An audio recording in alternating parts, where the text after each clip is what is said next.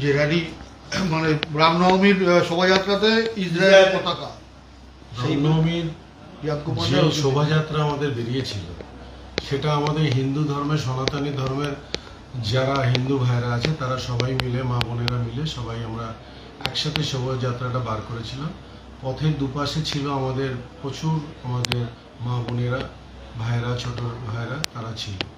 সেই পরিস্থিতিতে এইখানকার প্রাক্তন সাংসদ অর্জুন সিং, যিনি সবসময় একটা বিশৃঙ্খলা তৈরির চেষ্টা করেছে ব্যারাকপুর শিল্পাঞ্চলে, তাকে দেখা গেছে তার হাতে একটু অন্য দেশের পতাকা নিয়ে তিনি ঘুরছেন।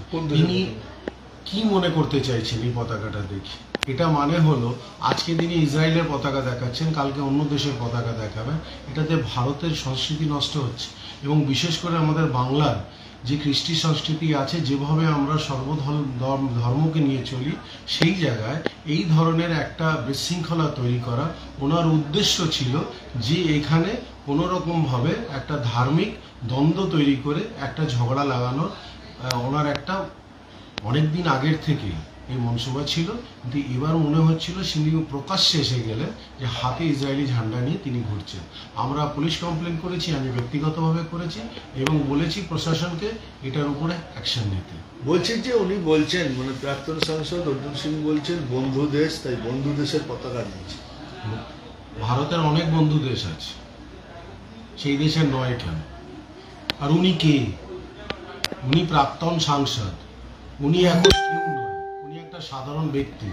সেই ব্যক্তি হঠাৎ করে যে কোনো দেশের পতাকা নিয়ে যদি একটা ধর্মীয় মিছিলে উনি হাঁটেন, তার মানে ওনার মতলবটা কি? ওনার মতলব হচ্ছে এখানে একটা দাঙ্গা প্রসঙ্গের কিছু একটা তৈরি করা। এটার বিরুদ্ধে আমরা আমরা থানায় কমপ্লেন করেছি এবং ব্যক্তিগতভাবে আমি লিখিত কমপ্লেন জানিয়েছি ভাটপাড়া পুলিশ স্টেশনে। আর এটার উপরে অ্যাকশন নেওয়ার জন্য পুলিশ স্টেশনের কাছে আমি অনুরোধ জানিয়েছি।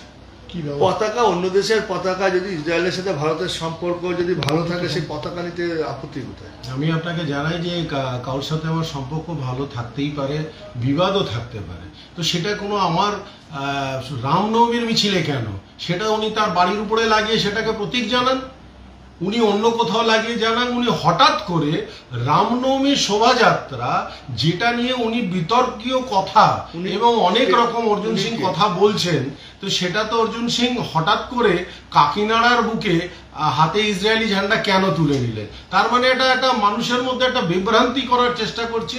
বহু মানুষ, সাধারণ মানুষ যারা এখানকার শ্রমিক ভাইরা আছে, তারা ইসরায়েলি পতাকা চেনে না, তারা ইসরায়েলের প্রতীক চেনে না। তাদের মাঝখানে যদি দেখা যায় যে রামনবমী ধার্মিক আমাদের একটা র্যালি বেরিয়েছে, সেই র্যালিতে হঠাৎ যেখানে রাম সেজে লোকে আছে, যেখানে ভগবান সেজে লোকে শোভাযাত্রায় বেরিয়েছে, সেখানে একটা অন্য দেশের ঝান্ডা হলে একটা বিশৃঙ্খলা তৈরি হওয়ার সৃষ্টি হতে পারত। আর এটা ইচ্ছাকৃতভাবে অর্জুন করেছে। কেন? অর্জুন চাইছে যে ব্যারাকপুর শিল্পাঞ্চলে একটা ধর্মীয় কোনো রকম ভাবে বিশৃঙ্খলা তৈরি হোক, এটা অর্জুনের একমাত্র মোটিভ। আর এই মোটিভটা কোনো মতেই ওকে করতে দেওয়া যাবে না। ও নিজেকে যত বড়ই কিছু মনে করুক, ও কিছুই না। আমি আগের দিনও বলেছি যে ও একটা লেংটি ইঁদুর, তো ও একটা লেংটি ইঁদুর।